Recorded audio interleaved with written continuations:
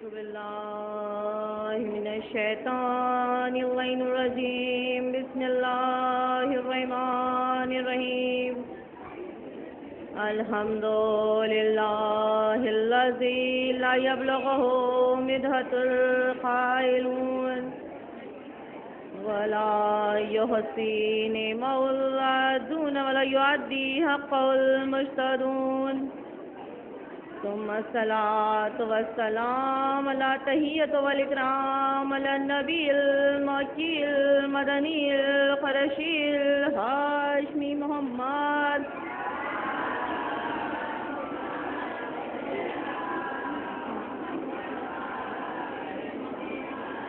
طه وياسين ورحمة للعالمين أما بعد فقد قال الله تعالى وتبارك في كتابه المجيد وهو أصدق الصادقين بسم الله الرحمن الرحيم إنا أعطيناك الكوثر فصل لربك وانحر إن شانئك هو الأبتر نعرہ الوقت.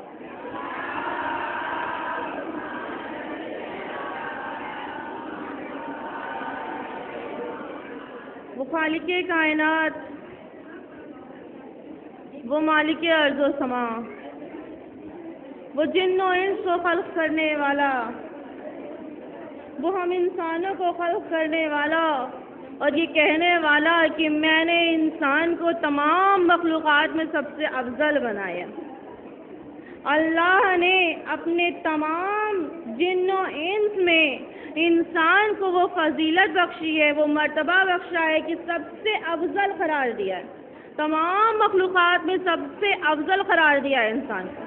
کس بنا پر قرار دیا ہے؟ کس بنا پر قرار دیا ہے کہ انسان تمام مخلوقات میں سب سے افضل ہے؟ بھئی جانور کو کیوں نہیں کہہ دیا؟ پرندوں کو کیوں نہیں کہہ دیا؟ انسان کو کیوں کہا؟ تو بے شک انسان کو اس لیے کہا کہ انسان کو اللہ نے عقل جیسی نعمت عطا کر دی، عقل جیسی دولت عطا کر دی جو کہ نہ جانور کے پاس ہے نہ پرندے کے پاس ہے. بے شک عقل ہے لیکن اس کو استعمال کرنے کی صلاحیت نہیں ہے، لیکن ہم انسان کے پاس اللہ نے اتنی صلاحیت دے دی کہ عقل کا صحیح استعمال کر سکے. صلوات بھیجیے محمد وعلى محمد.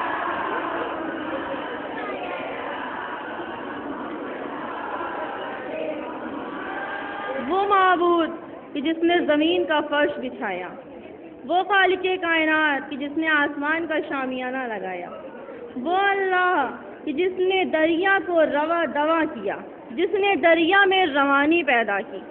وہ خالق کائنات کیا کہہ رہا ہے؟ وہ رب جلیل کیا کہہ رہا ہے؟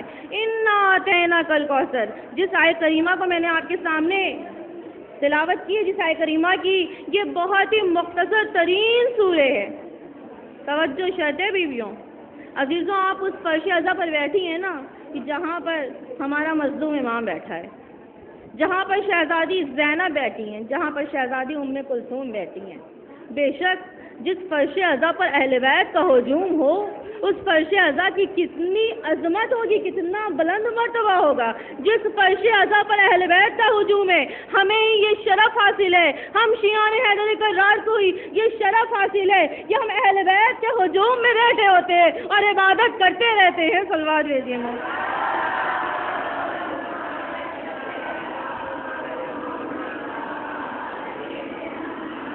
تو یہ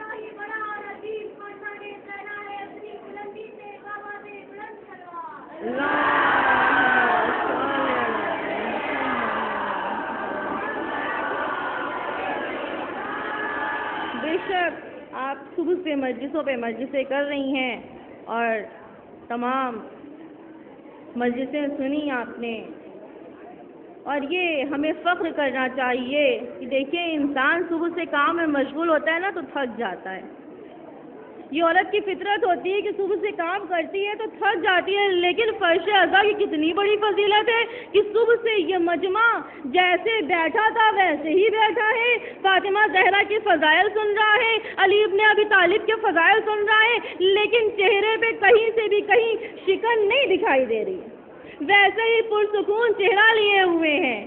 ارے کیوں نہ ہو ہمارا پرسکون چہرہ، ہم تو عبادتیں کر رہے ہیں نا، ہم وہ عبادت کر رہے ہیں کہ جس عبادت کا شرف کسی اور قوم کو نہیں ہے، صرف حسین ابن علی کے چاہنے والے کو یہ شرف حاصل ہوا ہے کہ فرش عزا پر بیٹھنے کے بعد عبادت میں مشغول ہو گئے، اور ایسی عبادت میں مشغول ہوئے کہ ہمارے اوپر فرشتے درود و سلام بھیج رہے ہیں۔ بے شک نماز پڑھتے ہیں نا، لیکن فرشتے درود و سلام نہیں بھیجتے ہیں، لیکن یہ فرش عزا کی فضیلت ہے، یہ فرش عزا کی عظمت ہے کہ جب ہم فرش عزا پر آ کر بیٹھ جاتے ہیں اور فضائل علی ابن ابی طالب سنتے ہیں، فضائل محمد و آل محمد سنتے ہیں، تو عبادت میں شمار ہوتے رہتے ہیں۔ صلوات دیجیے۔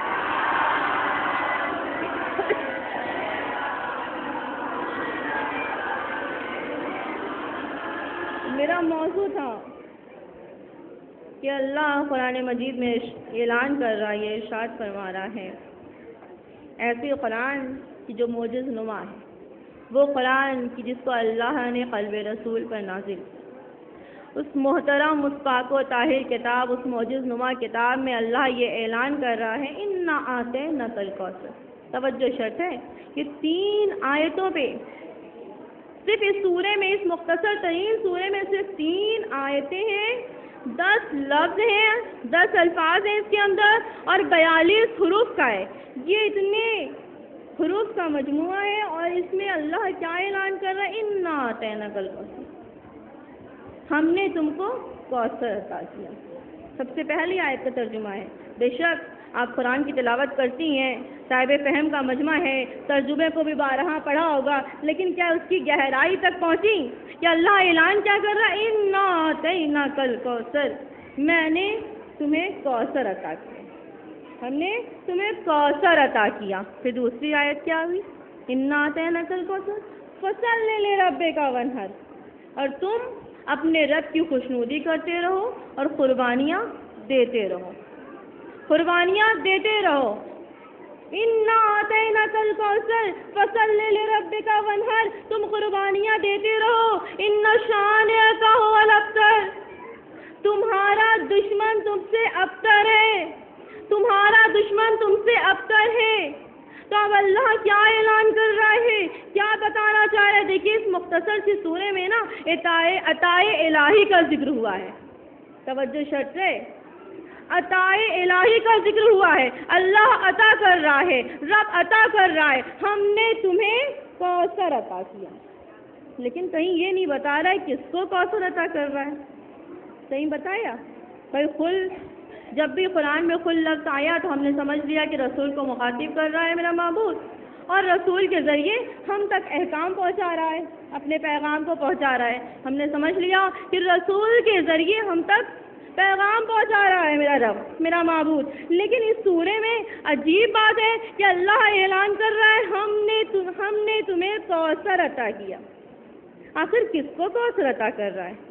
کیا آدم کو کوثر عطا کر رہا ہے؟ کیا نوح کو کوثر عطا کر رہا ہے؟ آخر کس کو کوثر عطا کرنے کی بات کر رہا ہے؟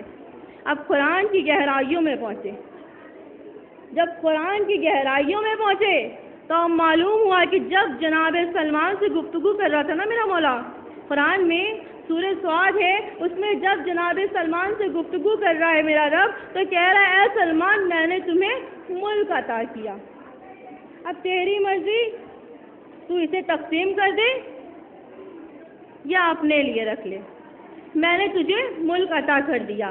لیکن وہی معبود، وہی اللہ، وہی رب جب رسول سے گفتگو کر رہا ہے تو کیا کہہ رہا ہے کہ اے میرے حبیب، دنیا سے بہتر تیرے لیے آخرت ہے، دنیا سے بہتر تیرے لیے آخرت ہے، اور میں تجھے اتنا عطا کروں گا کہ تو راضی ہو جائے گا۔ اب بات سمجھ میں آ گئی کہ جس کا جتنا ظرف ہوگا، جس کے جتنے اندر جو صلاحیت ہوگی، اللہ اسی صلاحیت کے حساب سے دیتا ہے۔ تو اب کوثر کسے عطا کرے گا؟ ارے کوثر تو اسے ہی عطا کرے گا نا جس کے اندر کوثر سمیٹنے کی صلاحیت ہوگی۔ تو کوثر سمیٹنے کی صلاحیت کسی اور کے پاس نہیں ہے بلکہ فاطمہ کے بابا رسول خدا احمد مصطفیٰ محمد مصطفیٰ صلی اللہ علیہ وآلہ۔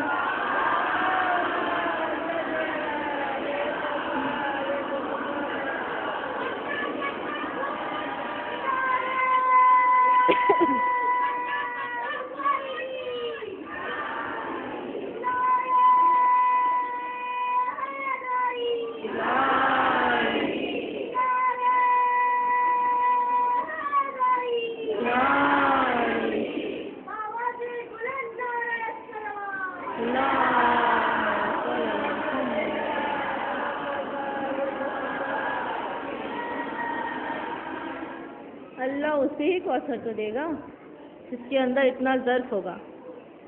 مثال کے طور پر بارش ہو رہی ہے، آپ نے 2 برتن رکھا، ایک چھچلا برتن ہے اور ایک تھوڑا گہرا برتن ہے۔ بارش کا پانی تو اللہ برسا رہا ہے نا، ایک ہی جگہ تو برسا رہا ہے، ہر جگہ ایک ہی بارش تو ہو رہی ہے، لیکن برتن علیحدہ ہیں۔ ایک تھوڑا چھچلا ہے، ایک تھوڑا پھیلا ہوا ہے، ایک تھوڑا تسلیہ نما ہے عام زمانوں میں کہہ دوں، اور ایک تھوڑا گہرا ہے۔ بارش کا پانی اوپر سے آ رہا ہے، اب جو پھیلا ہوا برتن ہے اس کے اندر پانی اکٹھا ہوا اور جو گہرا برتن ہے اس کے اندر پانی اکٹھا ہوا۔ اب جب دونوں پانی کو دیکھا گیا تو کیا پتا چلا؟ جو پھیلا ہوا برتن تھا اس کے اندر پانی کم اکٹھا ہوا اور جو گہرا برتن تھا اس کے اندر بارش کا پانی زیادہ اکٹھا ہوا۔ تو اب سمجھ میں آ گئی بات کہ جس کے اندر جتنی صلاحیت ہوگی اکٹھا کرنے کی، جس کے اندر جتنا ظرف ہوگا اکٹھا کرنے کا، وہ اتنا ہی اکٹھا کر سکتا ہے۔ تو اب رسول کے اندر اتنا ظرف تھا کہ اللہ نے اعلان کر دیا قرآن میں، اِنَّا أَعْطَيْنَاكَ الْكَوْثَرَ، میں نے تمہیں کوثر عطا کر دیا۔ صلوات بھیجیے محمد۔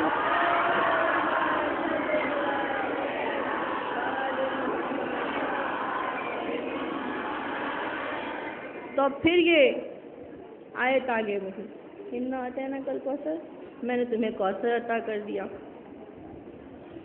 فصل لے ربک وانحر، تم اللہ کی خوشنودی کرتے رہو، اللہ کی عبادت کرتے رہو اور قربانیاں دیتے رہو۔ ان شانے کا ہو الابتر، اور تیرا دشمن تم سے ابتر ہے۔ اب پھر قرآن کی گہرائیوں میں آئیے، دیکھیے کہ یہ آیت کریمہ کس وقت نازل ہو رہا ہے۔ بھائی اللہ تو اعلان کر رہا نا، ترجمے کو پڑھ لیا، ترجمے میں تو کہیں نظر نہیں آ رہا ہے، بس یہی سمجھ میں آ رہا ہے کہ اللہ نے کوثر عطا کیا کس کو؟ رسول کو، کیونکہ رسول کے اندر اتنا ظرف تھا، کوثر سمیٹنے کا ظرف تھا، اتنی صلاحیت تھی کہ کوثر کو سمیٹ سکے۔ لیکن یہ آیت کریمہ کس وقت نازل ہوئی یہ نہیں معلوم ہو رہا ہے۔ تو آئیے دیکھیے، قرآن پھر اعلان کر رہا ہے کہ یہ آیت کریمہ اس وقت نازل ہوئی، یہ آیت اس وقت نازل ہوئی کہ جب رسول پر تہمت لگائی جا رہی تھی، جب رسول پر الزام لگایا جا رہا تھا کہ رسول کو اللہ نے اولاد نہیں دی، رسول کو اللہ نے اولاد نہیں دی، اولاد سے محروم رکھا، تو رسول غمزدہ ہو گئے تھے، رسول رنجیدہ ہو گئے تھے۔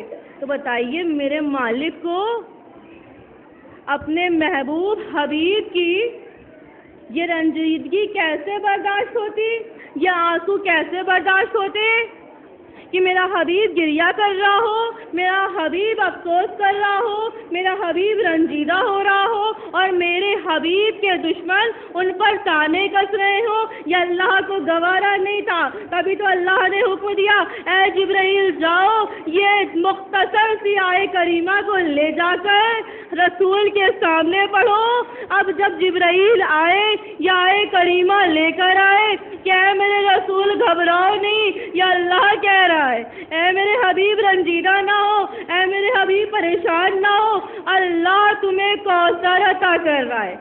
قرآن میں کوثر کے معنی کیا ہے؟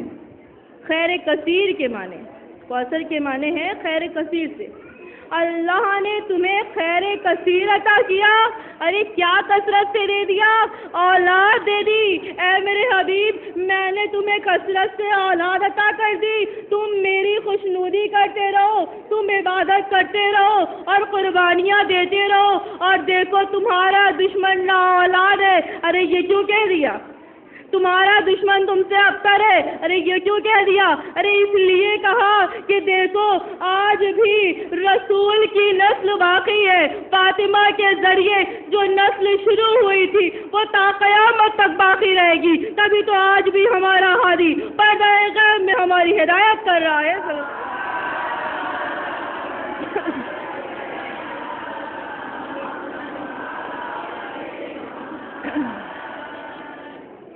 آج بھی میرا ہادی پردہ غیب جو ہماری نصرت کر رہا ہے، جو ہدایت کر رہا ہے، تو بے شک فاطمہ کی نسل تا قیامت تک باقی رہے گی۔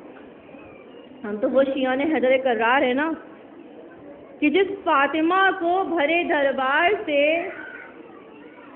یہ کہہ کر نکال دیا کہ تو لاوارث ہے، دربار سے لاوارث کہہ کر نکال دیا، تو جس نے لاوارث کہا اس کا تخت و تاج سب کچھ ختم ہو گیا، حکومت ختم ہو گئی، لشکر مٹ گیا، بادشاہت ختم ہو گئی، اور وہ خود بھی زمین کا ایندھن بن گیا۔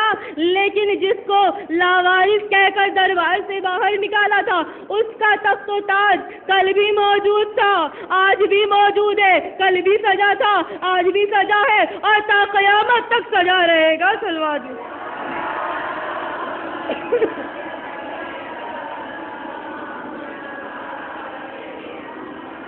یہ فاطمہ زہرا کون بیوی ہیں؟ یہ وہی ایام چل رہے ہیں نا کہ جب ہم شہزادی کونین کی غم میں آنسو بہاتے ہیں، ان کی فضیلت پہ خوش ہوتے ہیں۔ بھئی یہ ایام فاطمیہ کیوں رکھا جاتا ہے؟ ہم عورتوں کے لیے درسگاہ ہے، ہم عورتوں کے لیے، ہم کنیزان سیدہ کے لیے درسگاہ ہے۔ بے شک ہم دعویٰ کرتے ہیں کہ ہم فاطمہ زہرا کی کنیز ہیں، تو کیا ہم کنیز بن کر دکھا رہے ہیں؟ کیا ان اداؤں سے کیا فاطمہ زہرا خوش ہوتی ہیں؟ بے شک خوش ہوتی ہیں تب جب ہم ان کے بتائے ہوئے راستے پر چلتے ہیں، جب ہم ان کے بتائے ہوئے راستے پر چلتے ہیں، اور جب ان کے بتائے ہوئے راستے پر نہیں چلتے ہیں تو فاطمہ زہرا بہت رنجیدہ ہوتی ہیں، بہت رنجیدہ ہوتی ہیں کہ یہ میرے حسین کے ماتم دار ہیں، یہ میری کنیز ہیں، یہ حسین پہ آنسو بہانے والے ہیں۔ بھائی فاطمہ زہرا نے تو یہ وعدہ کیا ہے نا کہ جو جو میرے لال پر روئے گا میں اسے بخشواؤں گی، جو جو میرے لال پر آنسو بہائے گا میں اس کی شفاعت کرواؤں گی۔ بے شک شفاعت کروائیں گی، لیکن دل کی گہرائیوں سے مانو، دل کی گہرائیوں سے آنسو نکالو۔ بیویوں، عزیزوں، ہم اکٹھا ہوئے ہیں، چند فضائلات جناب فاطمہ زہرا کے میں بیان کروں گی کیونکہ وقت میں بھی گنجائش نہیں ہے، اور اس کے بعد نظر فاطمہ زہرا کا اہتمام کیا گیا ہے۔ بس چند جملے میں نے سن لے اور مسجد کو میں ختم کر دوں گی۔ دیکھیے تاریخوں میں ملتا ہے کہ کچھ عورتیں آئیں جناب فاطمہ زہرا کے پاس اور آنے کے بعد کہتی ہیں، اے بی بی، اے شہزادی، اے رسول کی دختر، مجھے بتائیے کہ آل محمد کا یعنی آپ کا نصاب کیا ہے اور ہم عورتوں کا نصاب کیا ہے؟ توجہ شرط ہے، آپ کا نصاب کیا ہے اور ہم عورتوں کا نصاب کیا ہے؟ فاطمہ زہرا نے کہا کہ دیکھو تمہارا نصاب اور ہے، ہمارا نصاب اور ہے۔ اگر تمہارے پاس 500 مثقال چاندی ہے تو تم اس کا 40واں حصہ راہ خدا میں دو گی۔ 500 مثقال اگر چاندی ہے تو تم اس کا 40واں حصہ راہ خدا میں دو گی، لیکن آل محمد کا نصاب وہ ہے، رسول کی بیٹی کا نصاب وہ ہے کہ اگر اس کے پاس 500 مثقال چاندی ہے تو وہ سب کے سب راہ خدا میں بانٹ دے گی، وہ سب کے سب راہ خدا میں دے دے گی۔ توجہ شرط ہے، دیکھیے دونوں کے نصاب الگ الگ ہیں، آل محمد کا نصاب اور ہے، ہم عورتوں کا نصاب اور ہے۔ اگر ہماری نمازیں قضا ہو جاتی ہیں تو ہم پر واجب ہے کہ ہم قضا نماز ادا کریں۔ توجہ شرط ہے، اگر ہماری نمازیں قضا ہو جاتی ہیں تو ہم پر واجب ہے کہ قضا نماز کو ادا کریں، لیکن آل محمد کے گھرانے میں اگر کسی وجہ سے نماز قضا ہو جائے، عصر کی نماز قضا ہو جائے، تو وہ سورج پلٹا کے نماز کو ادا کرتے ہیں، وہ سورج کو پلٹا کر نماز ادا کرتے ہیں۔ دیکھیے ہمارے ہاں اگر بچے بھوکے ہوں تو بچوں کو بھوکا رکھ کر ہم کسی محتاج کو روٹی نہیں دیتے ہیں، اور اگر ہمارے گھر کے بچے بھوکے ہیں تو ہم اپنے بچے کو بھوکا رکھ کر، یہ جائز نہیں ہے کہ اپنے بچے کو بھوکا رکھ کر سامنے جو محتاج آیا ہے اسے دے دیں۔ لیکن آل محمد کا نصاب یہ ہے، آل محمد کا طریقہ یہ ہے کہ اگر 3 دن سے بچے بھوکے ہیں تو اپنے سامنے کی روٹی اٹھا کے سائل کو دے دیتے ہیں، اور ان روٹیوں کے بدلے حلقہ کا تاج، حلقہ کی صورت منگوا لیتے ہیں۔ سلوا دیجیے۔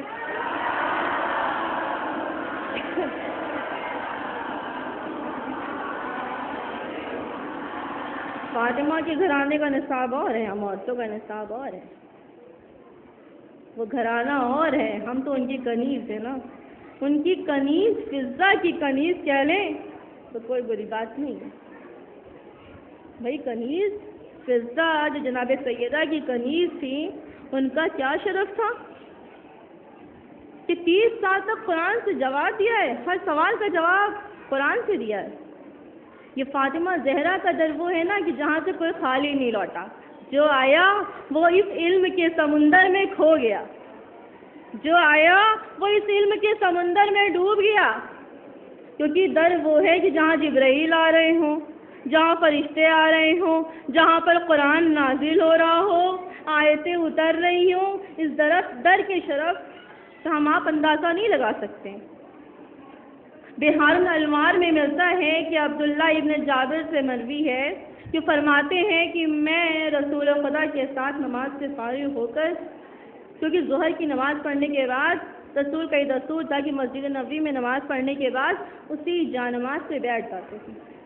ابھی جانماز سے بیٹھے ہی ہوئے تھے کہ کیا دیکھا کہ ایک فقیر ہے، ایک بیمار ناتوا ہے، جو برہنہ لباس میں ہے، جس کے پاس ناقہ نہیں ہے، جو بھوکا پیاسا معلوم ہوتا ہے۔ آنے کے بعد کہتا ہے یا رسول اللہ مجھے کھانا کھلا دے، میں بھوکا ہوں، مجھے کھانا دے دے، میرے پاس لباس نہیں، مجھے لباس دے دے، میرے پاس کوئی سواری نہیں ہے کہ میں اپنے گھر جا سکوں، مجھے سواری کا انتظام کرا دے۔ رسول نے ایک مرتبہ اس مسافر کو دیکھا، آنے والے کو دیکھا، اور کہتا ہے اے آنے والے، تو اس وقت آیا ہے کہ جب ہمارے پاس بھی کچھ نہیں ہے۔ دیکھیے رسول خدا چاہتے تو اس کو مہیا کر دیتے ہیں نا، سب چیزیں اسے مل جاتی، سب کچھ اسے دے دیتے، لیکن رسول یہاں پر کیا بتانا چاہ رہے ہیں؟ اس وقت تو آیا ہے کہ جب میرے پاس کچھ نہیں ہے، لیکن دیکھ میں تجھے اس در پہ بھیج رہا ہوں جہاں کے باسی، اس گھر کے رہنے والے اللہ اور ان کے رسول سے محبت کرتے ہیں، اور خود اللہ اور رسول اس گھر کے رہنے والوں سے محبت کرتا ہے۔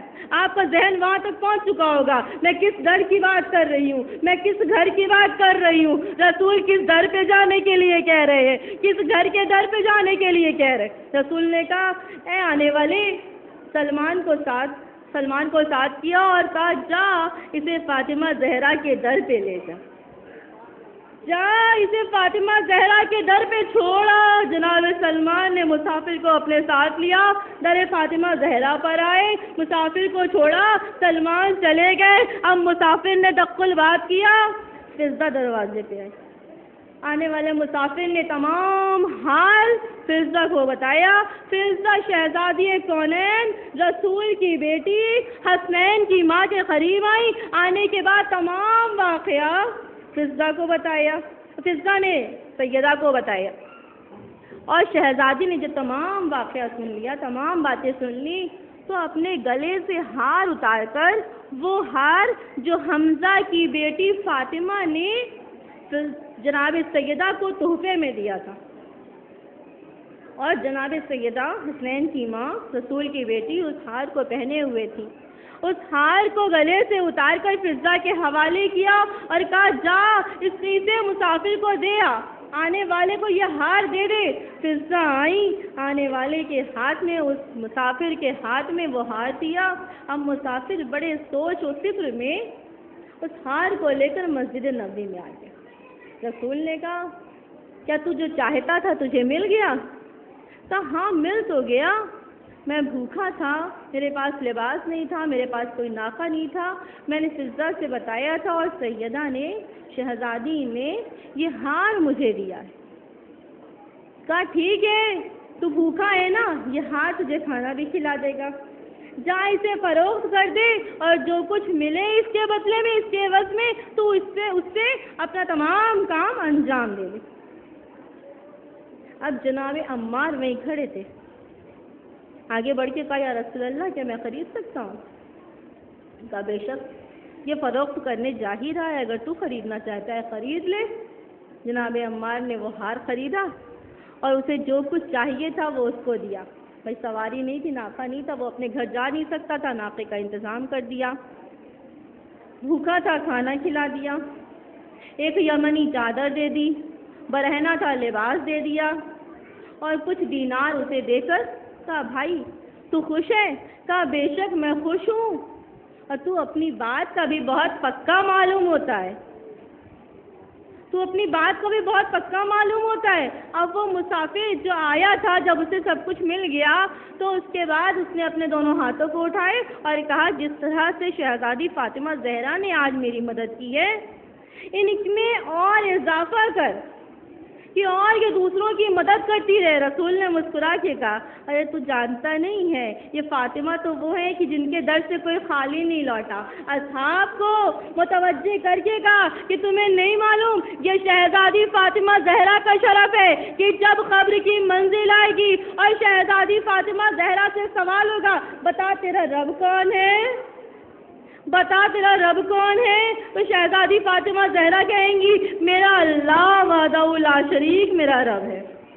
پھر سوال ہوگا بتا تیرا نبی کون ہے، فاطمہ زہرا مسکرا کے کہیں گی میرا بابا رسول خدا میرا نبی ہے۔ پھر سوال ہوگا بتا تیرا ولی کون ہے، پھر فاطمہ زہرا جواب دیں گی، دیکھیے شہزادی فاطمہ زہرا کا شرف ہے، شہزادی پھر جواب دیں گی کہ تمہیں نہیں معلوم جو میرے دفن کے وقت میرے سرہانے بیٹھ کر آنسو بہا رہا تھا وہ میرا شوہر علی مرتضی میرا ولی ہے۔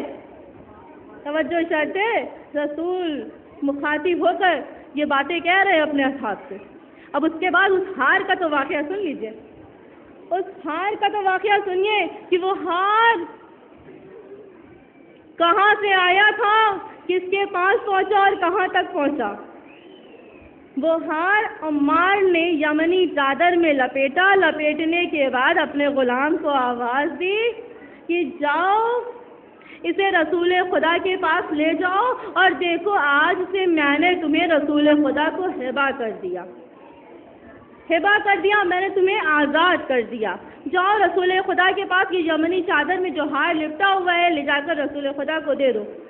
وہ غلام رسول خدا کے قریب آیا، آنے کے بعد تمام واقعہ بیان کیا، میں اپنی منزل پہ پہنچ رہی ہوں، تمام واقعہ بیان کیا اور واقعہ بیان کرنے کے بعد کہتا ہے کہ مجھے میرے مالک نے آپ کے لیے ہبہ کر دیا ہے اور یہ یمنی چادر آپ کو دینے کے لیے کہا ہے۔ رسول نے کہا جاؤ اس یمنی چادر میں جو لپٹا ہوا ہار ہے یہ یمنی چادر کے ساتھ جاؤ در زہرا پر جاؤ، جاؤ اسے در زہرا پر لے کر جاؤ اور میں نے بھی تمہیں ہبہ کر دیا۔ اب وہ غلام چلا در فاطمہ زہرا پر آیا، آنے کے بعد دق الباب کیا، فضا نے دروازہ کھولا۔ اب غلام نے وہ یمنی چادر میں لپٹا ہوا ہار فضا کے آگے بڑھا دیا، فضا نے اس ہار کو لیا، یمنی چادر کو لیا، لینے کے بعد شہزادی کونین کے قریب آئی، شہزادی کونین نے وہ یمنی چادر فضا کے حوالے کی۔ ایک مرتبہ فضا نے مسکرا کے اس غلام کی طرف دیکھا، غلام کہتا ہے آخر مسکرا کے دیکھنے کا سبب کیا ہے، مسکرانے کا سبب کیا ہے؟ فضا نے کہا میں یہ سوچ رہی ہوں کہ اس ایک ہار نے ایک بھوکے کو کھانا کھلایا، برہنہ کو لباس دیا، جو بنا ناقے کا تھا اس کو سواری کا انتظام کرایا، اور اس کے بعد تمام کام انجام دینے کے بعد پھر اپنی شہزادی فاطمہ زہرا کے گلے میں آ گیا سلوات بھیجی۔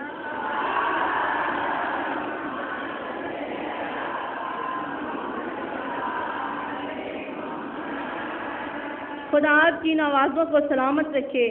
جو آپ مجلسوں میں مجلسیں سن رہی ہیں پھر بھی دل اور دماغ تازہ ہے، چہرہ پرسکون معلوم ہو رہا ہے، لیکن میں آپ کا زیادہ وقت نہیں لوں گی کیونکہ ابھی میرے بعد اور بھی ذاکرہ ہیں جو مجلس کو خطاب کریں گی۔ بس میں اپنے موضوع تک پہنچ گئی کہ جس فاطمہ زہرا کا اتنا مرتبہ ہو، جس فاطمہ زہرا کی اتنی عظمت ہو، اتنی فضیلت ہو کہ اس کے در پر فرشتے آتے ہوں، گہوارے حسین کو جنبش دیتے ہوں، وہ فاطمہ زہرا رسول کے انتقال کے بعد یہ کہتی ہوئی اس دنیا سے گئی ہیں، صبت علیہ مصائب اللہ النہار۔ اے بابا، آپ کے جانے کے بعد مجھ پر وہ مسائل پڑے ہیں نا کہ اگر دنوں پر پڑتے تو تاریخ کی طرح، شب تاریخ کی طرح سیاہ ہو جاتے۔ بیویوں، جب جناب فاطمہ زہرا کو دربار سے نکالا گیا تھا نا، تو اپنے نکالے جانے کا دکھ نہیں تھا شہزادی کو، بلکہ وہ منظر نگاہوں کے سامنے گھوم گیا تھا۔ جب ایک وقت آئے گا کہ جب ہماری بیٹی زینب کو بھرے دربار میں کھڑے رہنا پڑے گا، شرابیوں کا ہجوم ہوگا۔ آج میرے سر پہ تو چادر ہے، لیکن کل میری بیٹی زینب کا کھلا ہوا سر ہوگا اور شرابیوں کے ہجوم میں بھرے دربار میں میری بیٹی کھڑی ہوگی۔ جزاکم ربکم خیر الجزا۔ خدا آپ کو کوئی غم نہ دے سوائے غم سید الشہداء کے۔ بیویوں، آج جو فرش عزا ہم نے بچھائی ہے نا، تو سیدہ کی فرش عزا بچھائی ہے، سیدہ کا پرسہ لینے کے لیے حسین آ گئے۔ اب تک تو ہم نے سیدہ کو پرسہ دیا ان کے لال حسین غریب کا، لیکن آئیے ذرا دل کھول کر حسین کو پرسہ دے دیں، ان کی ماں فاطمہ زہرا کا، ان کی ماں فاطمہ زہرا کا۔ بیویوں، یہ وعدہ کیا ہے نا سیدہ نے، آپ بھی جانتی ہیں کہ سیدہ نے یہ وعدہ کیا ہے کہ میں اپنے چاہنے والوں کو بخشواؤں گی، تو عالم کیا ہوگا روز محشر کا کہ منادی ندادی رو گئی، آواز آ رہی ہوگی کہ اہل محشر والوں اپنے سروں کو جھکا لو۔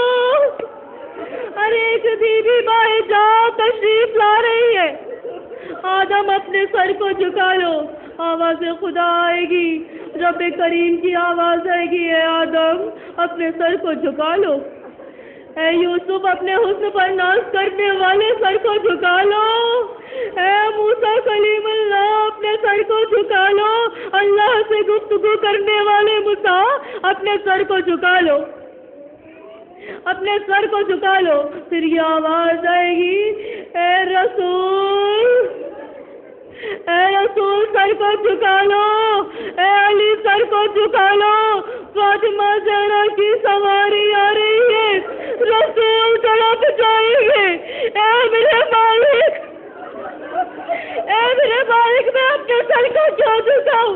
ارے میری بیٹی فاطمہ زہرا آ رہی ہے، میرا جوز آ رہا ہے، عزت الرسول آ رہی ہے، ارے میں اپنے سر کو کیوں جھکاؤں؟ علی آواز دیجیے، اے میرے معبود میں اپنے سر کو کیوں جھکا لوں؟ ارے میری تو سزا آ رہی ہے، آواز خداوند نہیں آئے گی۔ ارے تمہیں نہیں معلوم کہ فاطمہ کے عالم میں آ رہی ہے؟ ارے یہ عالم دیکھ کر تم برداشت نہ کر پاؤ گے، سروں کو جھکا لو، فاطمہ روزے محشر میدان محشر میں داخل ہوگی۔ بیویوں سن نہ سکو گی، میں جب اس جملے کو پڑھتی ہوں نا تو میرا خود دل گھر جاتا ہے کہ شہزادی فاطمہ زہرا کے عالم میں ہم شیعان حیدر کرار کو بخشوانے آئیں گی۔ ایک ہاتھ میں علی اصغر کا خوب بڑا کرتا ہوگا، ایک ہاتھ میں عباس کے کٹے ہوئے بازو ہوں گے، حسین کا خوب بڑی حسین کی خوب بڑی قمیض ہوگی، حسن کا خون بھرا حسن کی جگر کے ٹکڑے ہوں گے، علی کا خون بھرا ماما ہوگا، محسن کی لال دھاگوں پہ لیے ہوگی، اور جب اس انداز سے میدان محشر میں فاطمہ زہرا آئے گی اور پائے عرش کو پکڑ کر فریاد کرے گی، میں انصاف چاہتی ہوں بابو، میرے زینب نے کیا کیا تھا کہ اسے بڑے دربار میں برائے نظر لے جایا گیا؟ ارے میری بیٹی سکینہ نے کیا کیا تھا کہ اس کے رخسار پہ تماچے مارے گئے؟ میرے حسین کا کیا قصور تھا کہ اسے کربلا کے میدان میں 3 دن کا پیاسا ذبح کیا گیا؟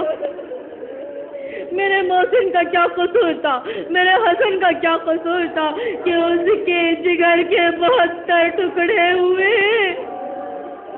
میں انصاف چاہتی ہوں، میں انصاف چاہتی ہوں بیویوں، ملائکہ کو حکم ہوگا کہ جاؤ حسین کو لاؤ، ملائکہ کو حکم ہوگا حسین کو لاؤ، ادھر حوریں بھی زینب کے قریب آئیں گی کہ چلو تمہاری اماں فاطمہ آئی ہے، حسین کے خون کا انصاف چاہتی ہے، حسین پر آنسو بہانے والوں کو بخشوانے آئی ہے۔ زینب نے جب ماں کا نام سنا ایک مرتبہ تڑپ گئی حوروں کے ساتھ، ادھر حسین ملائکہ کے ساتھ میدان محشر میں تشریف لائے۔ ارے زینب نے جب دور سے اماں فاطمہ کو دیکھا، بیویوں بس چند جملے سننا، آپ تھک گئی ہوں گی، لیکن جب فرش عزا پر بیٹھے ہیں نا تو حسین کو تو پرسہ دینا ہی ہے، زینب کو پرسہ دے کر ہی اٹھنا ہے، دل کھول کے گریا کرو، اور بے شک جو بھی مرادیں لے کر آئی ہو نا وہ مرادیں پوری ہوگی، کیونکہ سامنے حسین کی شکستہ پہلو ماتا تابوت ہے، زینب کی ماں کا تابوت ہے، اور اس تابوت کو دیکھو اور گریا کرو، اور جو حاجتیں دل میں ہو اسے بیان کرو، کیونکہ آل محمد کا ہجوم بے شک دعائیں قبول ہوں گی۔ جزاکم ربکم خیر الجزا۔ بیویوں، جب کوئی بھی بیٹی تکلیف میں ہوتی ہے نا تو وہ اپنی تکالیف کو، اپنی پریشانیوں کو، اپنی مصیبت کو نہ باپ سے بیان کرتی ہے، نہ چچا سے بیان کرتی ہے، نہ بھائی سے بیان کرتی ہے، صرف اپنے دل کا حال اپنی ماں سے بیان کرتی ہے، اپنی مصیبتیں ماں سے بیان کرتی ہے۔ تصور شرط ہے، بس تصور کرو، انشاءاللہ خوب گریا کرو گی۔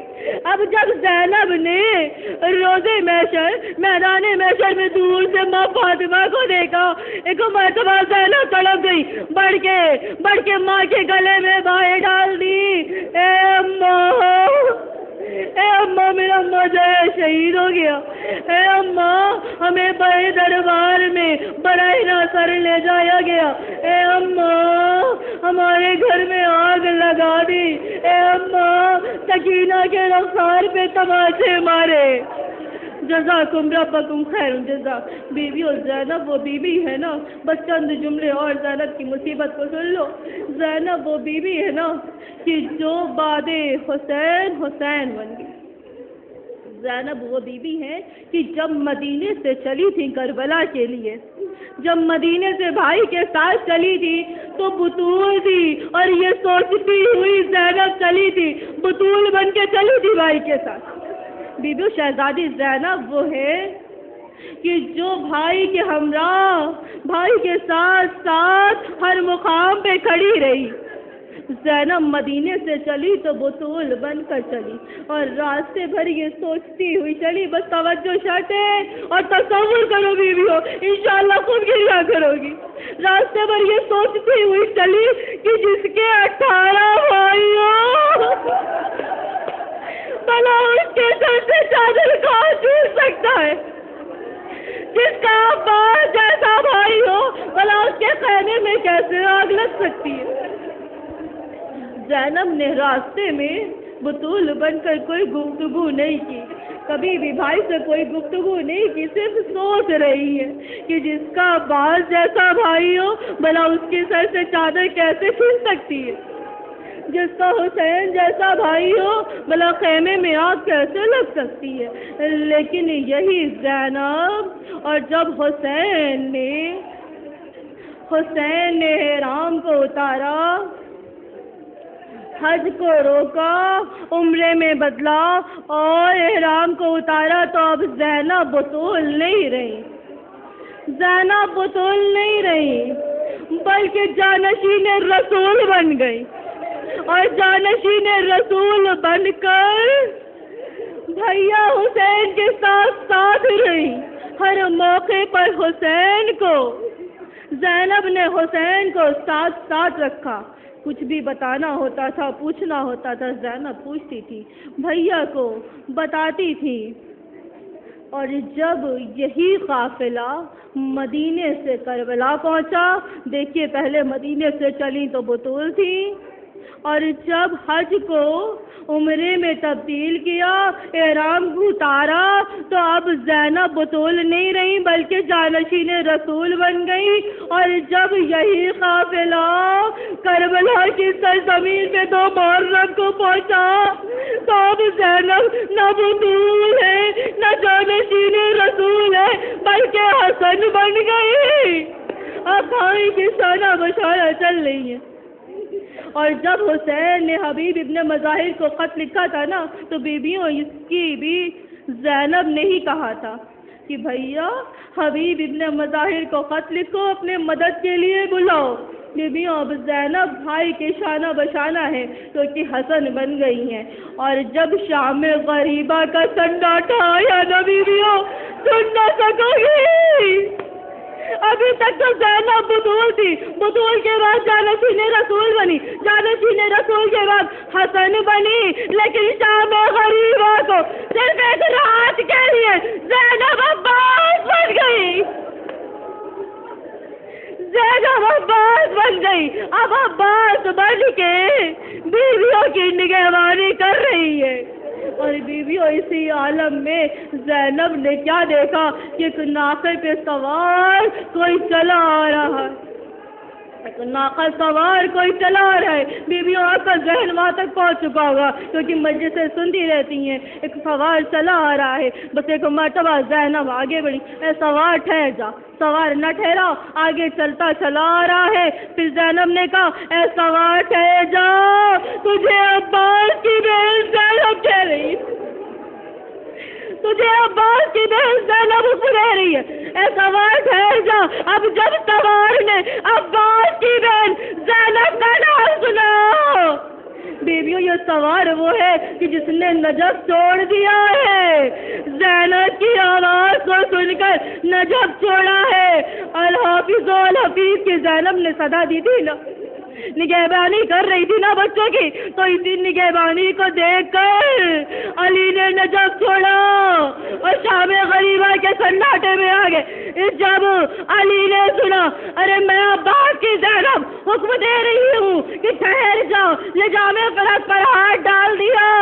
بس ایک مرتبہ آنے والا سوار گریہ کرنے لگتا ہے، زینب نے لجام کو چھوڑا، دور کھڑی ہو گئی اور کہتی ہے، اے آنے والے، تیری آواز تو کچھ جانی پہچانی لگ رہی، اللہ واسطے بتا دے کہ تو کون ہے جو ہم غریبوں پہ آنسو بہا رہا ہے۔ علی کے چہرے سے نقاب کو پلٹاؤ۔ زینب نے باپ کو دیکھا، اس پردے کے عالم نے زینب نے جب باپ کو سامنے دیکھا، ایک مرتبہ بڑھ کر بابا سے لپٹ گئی، اے بابا سب کچھ ختم ہو گیا، اے بابا حسین شہید ہو گئے، اے بابا دیکھو خیمے جل رہے ہیں، اے بابا دیکھو بچے بے ہوش پڑے ہیں، اے بابا دیکھو سروں سے چادریں چھن گئی، جزاکم ربکم خیر الجزا۔ بیوی زینب بابا سے گفتگو کر رہی ہے، دل کا حال بیان کر رہی ہے، جو مصیبت پڑی باپ سے بیان کر رہی ہے، کیونکہ ہر فطرت ہوتی ہے بچی کی کہ باپ سے زیادہ اٹیچ ہوتی ہے، باپ سے زیادہ لگی ہوتی ہے۔ زینب باپ سے تمام حال دل بیان کر رہی ہے۔ اور بیویوں اب اس واقعے کے بعد نہ شام غریبہ کے بعد زینب علی بن گئی، زینب علی بن گئی، علی کے لہجے میں خطبہ دیا، علی کے لہجے میں بول رہی ہے. تبھی تو صحابی حیرت سے دیکھ رہے. نابینا صحابی نے تبھی تو کہا کہ کیا علی آگے. بیویوں جب مدینے سے چلی تو بطول تھی اور حج کو عمرے میں تبدیل کیا. جانشین رسول بنی, کربلا پہنچی حسن بنی, اعتراض کے لیے عباس بنی اور شام غریبہ کے بعد رسول کی قبر تک علی بنی رہی. لیکن جیسے ہی نانا کا روزہ دکھا, اب نہ زینب بطول ہے, نہ حسن ہے, نہ جانشین رسول ہے, نہ عباس ہے, نہ علی ہے. اب پھر زینب بن گئی, بڑھ کر نانا کے روزے سے لپٹ گئی. اے نانا زینب لٹ کر آ گئی, اے نانا زینب اجڑ کر آ گئی. اے نانا میرے حسین کو 3 دن کا پیاسا کربلا کے میدان میں ذبح کیا گیا. اے نانا یہ زینب اجڑ کر آ گئی ہے. انا للہ و انا الیہ راجعون. رضن بقضائی تسلیما لامری. اللہم صلی علی محمد و علی محمد.